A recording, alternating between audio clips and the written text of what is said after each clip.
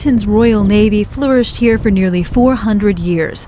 At Chatham Dockyard in southeastern England, ships were built and repaired, and tradesmen crafted everything a naval or merchant vessel needed. The site is now maintained by a historic trust. Retired Admiral Ian Garnett is at the helm.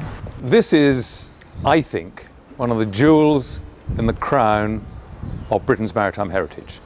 It is the best example of a dockyard from the age of sail anywhere in the world. And history is everywhere. The sloop HMS Gannet protected British trade routes and did anti-slavery patrols in the 19th century. It was built here. Also on display, this World War II naval destroyer, getting a bit of a facelift. And there's the ropery, in a building that's a half-kilometre long.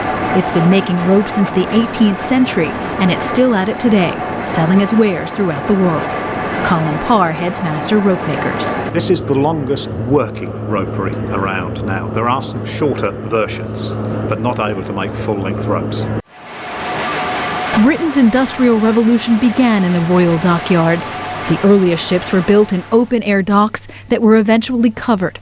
The giant shipbuilding sheds reflect the progress of the age, as wooden structures give way to iron and steel ones.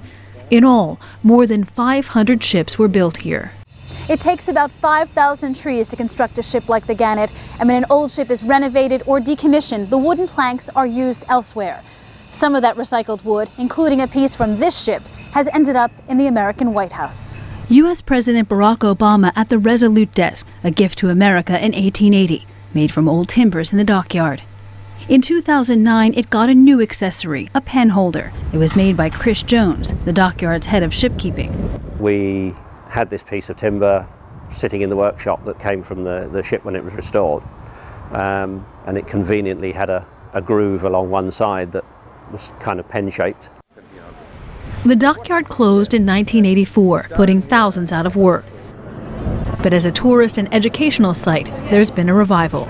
It's growing at a tremendous rate, and we have 400 people who live on site permanently and 1,000 people who work in businesses on site, and that figure is growing all the time. A submarine for the Canadian Navy was the last thing built here. It was launched in 1966. Another is back at the dockyard, being used for tours. Organizers here are bidding to be part of a United Nations World Heritage Site. Rich with relics from the past, the Chatham Dockyard hopes it also has a bright future. Jennifer Glasse for VOA News at the Chatham Dockyard, southeastern England.